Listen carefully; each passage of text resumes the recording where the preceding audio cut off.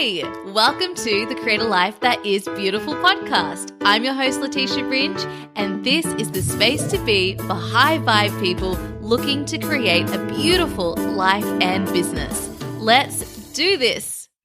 Welcome back to the podcast, my beautiful friends. I am Leticia Ringe, your host, and as always, it's such a pleasure to be here with you all.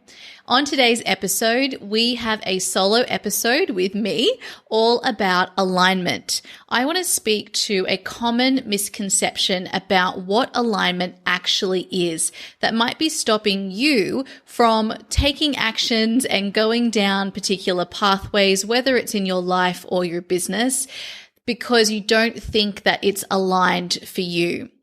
We really want to get into the details about what alignment actually means. And so I'm going to offer some definitions of alignment that might help you to open up to living in a way that is most aligned to you, and most importantly, allowing yourself to take pathways that might not feel aligned initially, but are actually the most aligned pathway for you.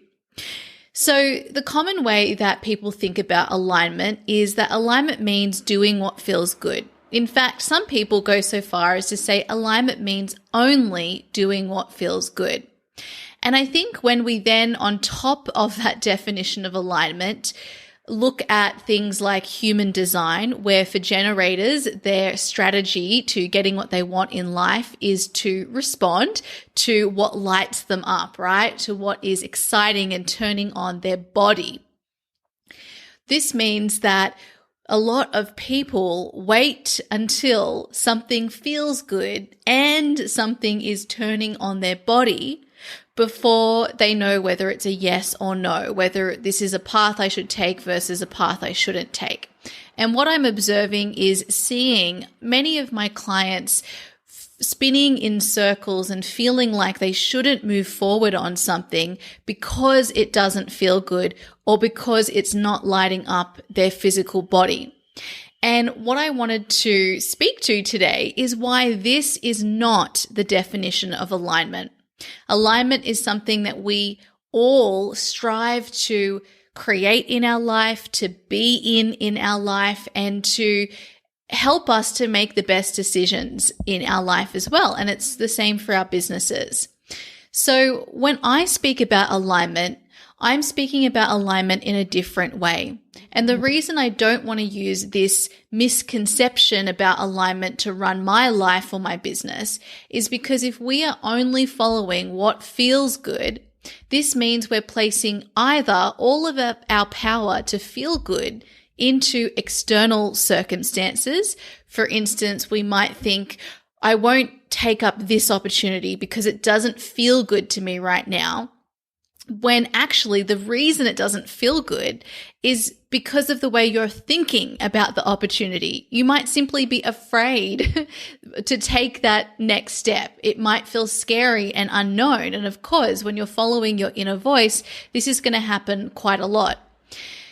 You might not feel good about the opportunity because of deep-seated beliefs that you actually inherited from your parents or society, or you actually brought in with you from a previous lifetime that is actually clouding how good you could feel about that particular pathway.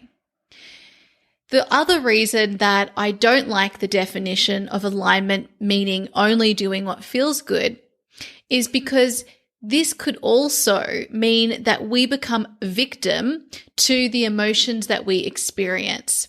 And as you all know, if you've listened to any of my other episodes, you know that I am all about experiencing our emotions, feeling our emotions, allowing our emotions to guide us in terms of learning more about how we're actually thinking about whatever the emotion is coming up around.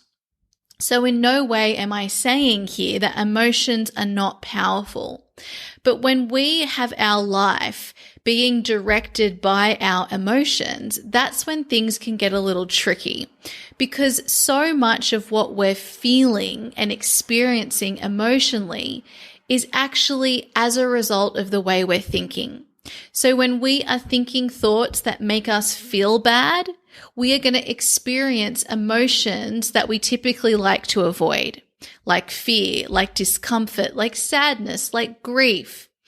And because we think that this is a bad thing, that is when we move to buffering behaviors, like watching endless Netflix, gossiping with your friends, drinking too much alcohol, eating beyond what makes us actually feel satisfied so that we actually feel bad in our bodies. There are many different ways we can buffer. And the whole point of buffering is that we're trying to escape the way that we feel. But the way that we feel is most of the time created by the way we think. And the way to feel better is to actually allow yourself to experience the emotion that you're feeling. So when you think that alignment means only doing what feels good, then why would you ever allow yourself to experience emotions that make you feel bad? You wouldn't. You would turn to the next thing that might make you feel good. And the only reason that thing will make you feel good temporarily is because of the way you think about that particular thing. And sometimes, like in the case of alcohol, because your mind is actually taken away from the thought processes that are creating the negative emotion that you're experiencing. Life is not about feeling good all of the time. When you are breaking up with someone like I have recently and feeling grief and sadness about that, you want to feel those things. In fact, that is your alignment, allowing yourself to feel that way. If you lose a family member, a friend, someone special to you in your life, or even someone that wasn't very close to you, you're going to feel grief and sadness about that. And that is a great thing. When you then tell yourself that I should only be feeling good, you're not going to allow yourself to sit with those emotions that might stay around for a while. And that is when we create bigger issues within ourselves. When we don't feel our emotions, they become even bigger. And so alignment is actually kind of a way of, when we use the definition of only doing what feels good, that's when we fall into spiritual bypass, toxic positivity. And it makes us think that because we're feeling bad, that there's a problem here. And so that then adds an extra layer of shame on top of that, or guilt, or fear. We think we're doing something wrong, that everything's falling apart. In fact, sometimes in life, the most aligned thing that you could do is the thing that feels really bad. It's letting go of something that once was working for you and no longer is. It's feeling sad because you're grieving an old identity that you held for yourself that is now changing. Feeling bad might actually just be the most aligned thing that you could do. I know that when I left my career as a lawyer, that I had been a part of the legal industry for 10 years, that felt bad to me. Sometimes there were fleeting moments of excitement and hope, but there was also so much fear in taking that leap. And I know for so many of you who have taken that leap for yourself, you know exactly what I'm talking about. If I believe that alignment means only doing what feels good, then I might have never taken the leap that allowed me to later down the track experience so much more positive emotion in my life. In fact, I almost don't want to use the term good and bad and positive and negative when I think about the way we feel and our emotions, because all emotions are good emotions. We're meant to feel that energy in our body. It's simply information showing us what we're thinking and sometimes showing us about what our inner voice is telling us. Sometimes you're going to feel bad because your inner voice is telling you that's not right for you for some reason. And this is where the confusion comes into play with all of you who are well versed when it comes to inner voices and intuition. We know that we want to follow our inner voice as much as possible. And so we can get into that perfectionism, type A, high achiever mode, where we don't want to make any mistakes. And so that then leads to this toxic definition of alignment that is actually not serving us and is definitely not aligned with a life that is led by the inner voice. And that's why I wanted to devote today's episode to clear up what alignment really means. And remember that you can take what you like about what I share today and you can have different opinions as well. That is okay. You can form your own definition of alignment. I've tried my best to break down alignment into some different categories. And I think all of these categories, to me, define what alignment means and how I like to think about alignment in a way that is expansive and liberating and freeing for me as a human being in both business and life. So let me take you through what that definition is. The first way that I define alignment is alignment looks like bringing your alignment to what you're doing. And what I mean here is you don't need to ever fear any circumstance in your life. You never need to fear how you feel about a particular circumstance, experience, thought you're having, because you can feel aligned even when you're feeling hard things, even when you're experiencing hard things. So for instance, because it's a recent example that I've been sharing with you all, as you all know, I recently completed my 10-year relationship with my romantic partner, who I love very dearly. Now, I can bring alignment to my process of grieving, and that looks like not trying to stop or not feel or buffer away from the grieving process. Okay? I can actually not bring alignment to that whole process by telling myself, you shouldn't be feeling this way, you should be over this by now, what's wrong with you? I can make that entire experience so much worse through the way that I think about it. And so alignment can be brought to anything. Now, on the other hand, when you expect that the circumstances in your life or the opportunities presented to you is what brings your alignment, then that means you could be waiting for a long time. We are meant to bring our alignment to what we're doing. When I sit down for work each day, I do not expect my work to be what brings my alignment.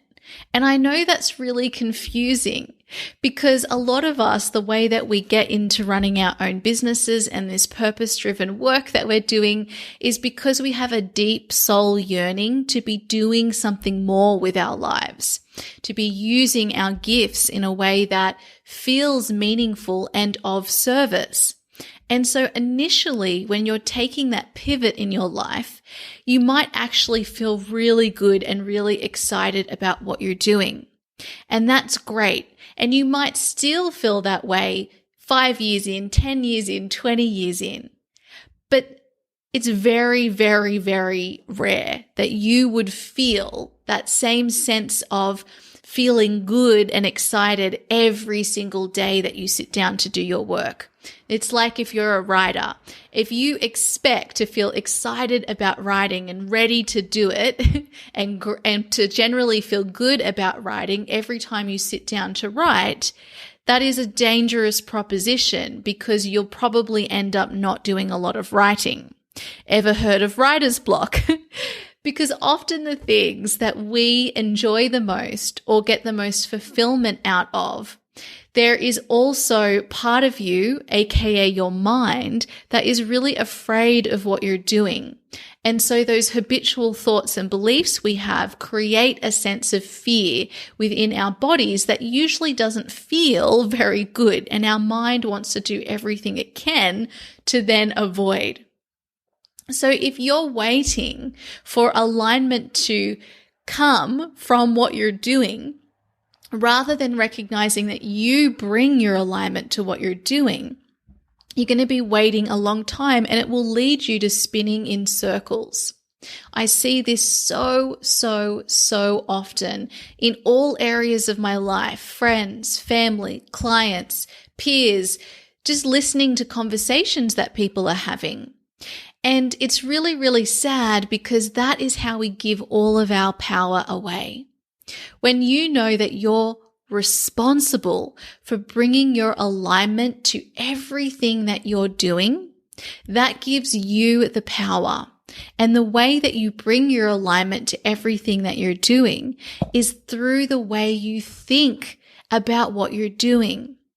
When I know that today I'm grieving, and so I'm going to need to allow myself to cry, to journal, to maybe feel a bit angry, but I'm not fighting myself during that process. Instead, I'm encouraging it. I'm saying, well done, Leticia, keep going. This is the best thing that you could be doing today.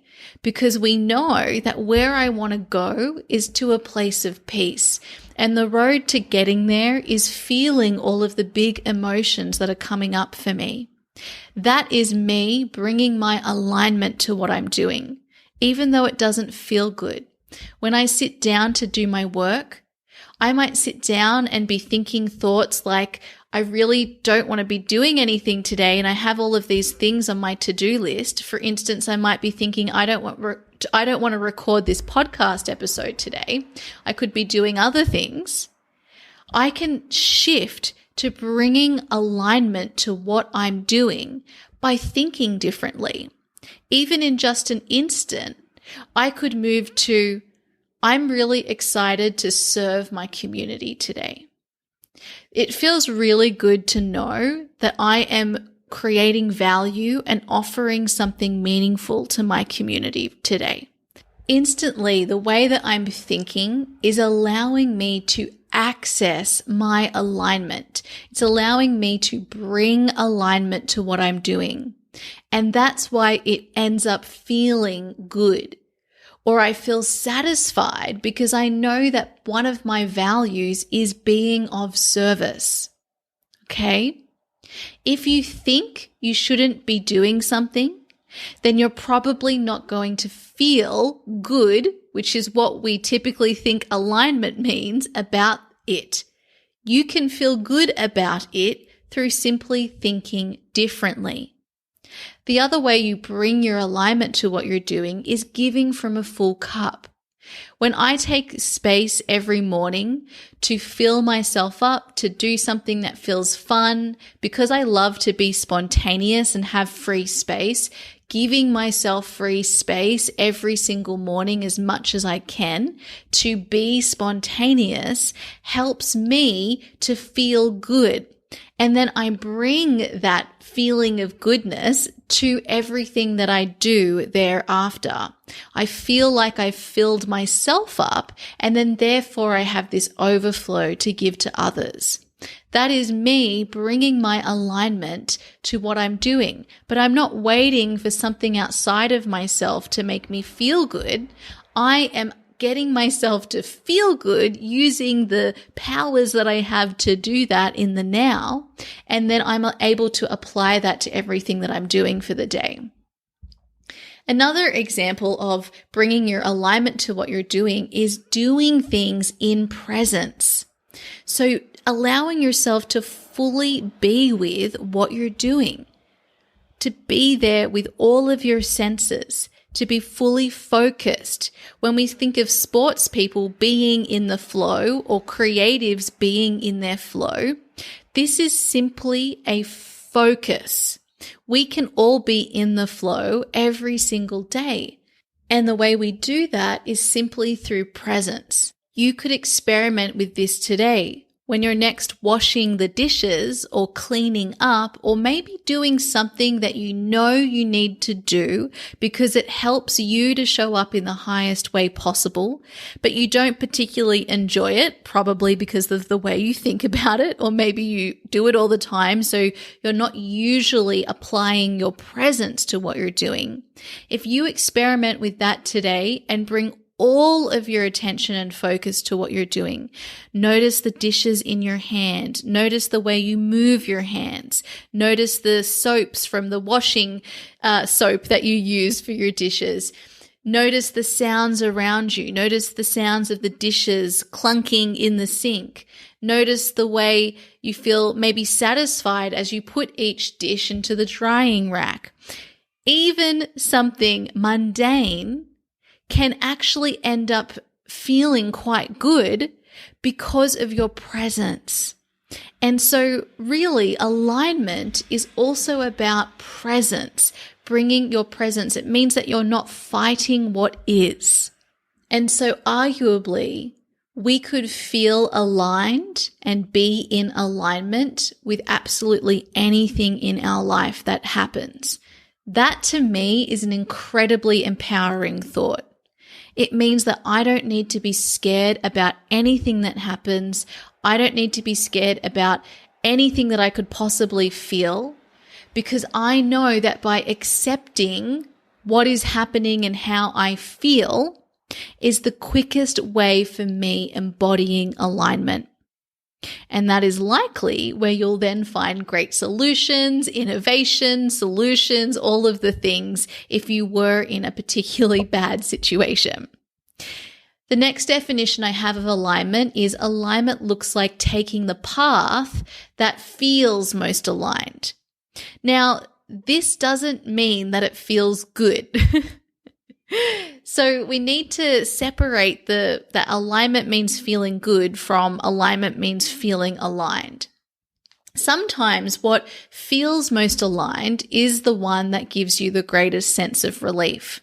Sometimes what feels most aligned is the one that you just know is the right path for you.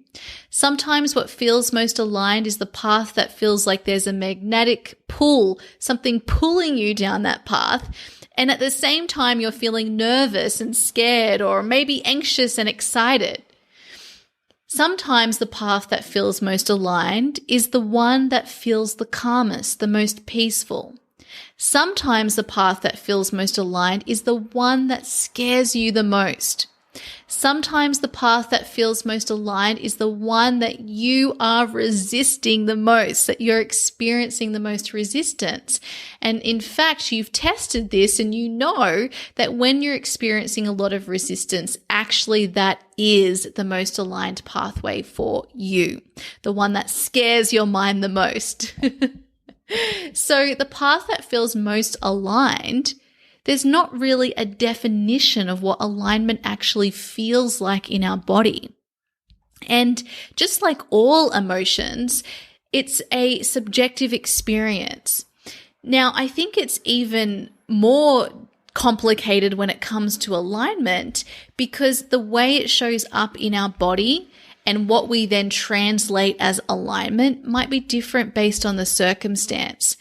And sometimes we simply need to remove all of the negative thinking we have in the way of what we're doing in order to even be able to assess whether a particular pathway actually feels aligned or doesn't. So for instance, for all of you in human design who have an emotional solar plexus as your inner authority, the recommendation is that you take at least 24 hours. And the better rule of thumb is to wait until you're in a place of calm before you make big decisions. And this is so you can be in a place of calm before you assess whether something is actually lighting you up or drawing you down a particular pathway or is aligned. I think that that's generally a good rule of thumb for most of us, but know that the way that you can create the feeling of calm is through thinking thoughts that make you feel calm. So sometimes, and most of the time, actually what we need to clear out of the way is simply the way that we're thinking. And it doesn't mean that you don't still have the mind yapping in the background with thoughts that don't make you feel calm or don't make you feel aligned. It means that you start giving more of your energy and attention to the thoughts that make you feel calm or the thoughts that make you feel aligned. Now, the path that feels most aligned, we could shift that definition slightly to alignment looks like taking the path that is most aligned with my values and desires. So if you have done the inner work and you check in regularly to ask yourself, what do I most value and what do I most desire? And you know that it's coming from this soul-led place rather than from this ego-driven, mind-led place. Or perhaps you might use the rule of thumb that it comes from a place of love and abundance rather than fear and scarcity. You might also be able to decipher what is most aligned based on, is this in support of my values? Is this in support of my desires or not? If it's not supporting my desire or it's not supporting one of my values, then you might use that as a really easy way to make decisions. And in fact, from a more practical mind-led perspective, this is a really, really good way to think about alignment that you will probably be able to get your mind on board with. So I always love to know, what are those values that I hold that are really, really important to me that I want to prioritize? And then I also am aware of, what are those core desires that I have? What am I moving towards? So for instance, in my business, if I know that one of my values is doing work that I feel is making a meaningful difference and contribution to the world, which is a very important value and desire of mine, and I also know that I have the desire to make a certain amount of money in my business because I do not believe in working for free and I want to be paid and I want to look after myself, and I know that that's in highest alignment for me to do so. If there is a pathway presented to me that is maybe allowing me to do work that's aligned with my contribution and purpose in the world, but is not allowing me to be paid in a way that I desire, then I know that that pathway is not right for me. And so I'm going to look for pathways that allow both of these two opportunities. You might also like to think about what you actually need to thrive in your life. You might think about the terms upon which you're willing to work. And you might also think about, what are those desires that I hold? I like to think about these three categories because, for instance, I know that when I've got my period, I need to rest and not hold space for anyone else other than myself so that I can hold space in the highest possible way for my clients, for my family, for my friends, all the people that I show up for in a way that actually feels aligned to me.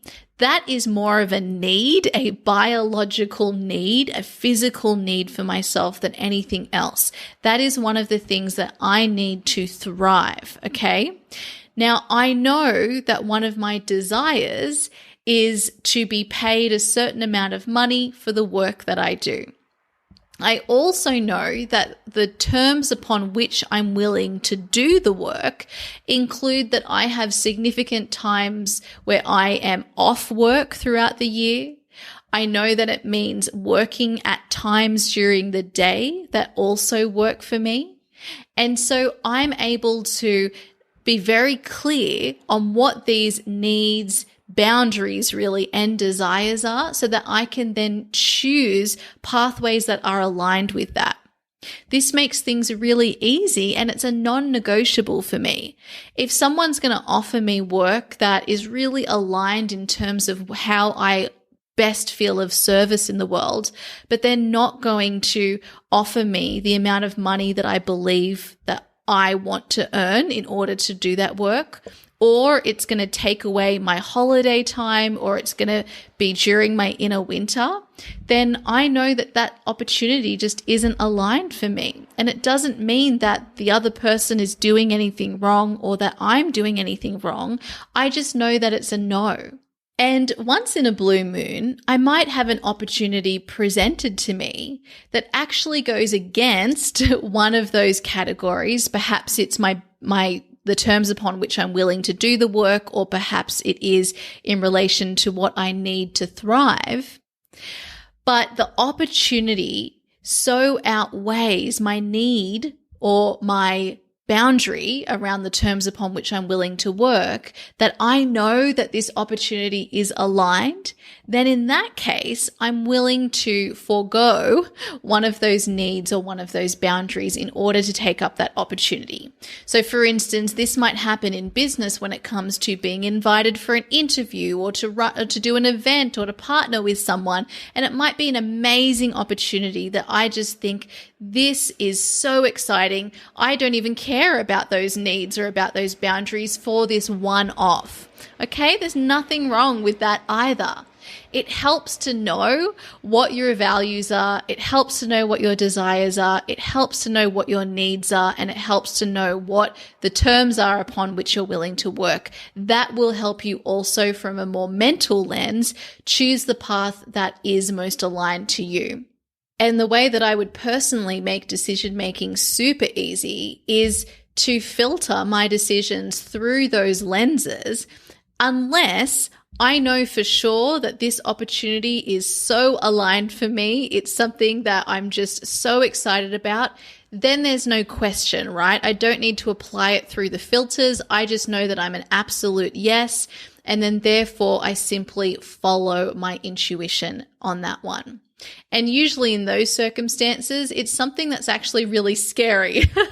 But our excitement, our soul desire, our inner voice is guiding us so strongly in a particular direction, there is just no question.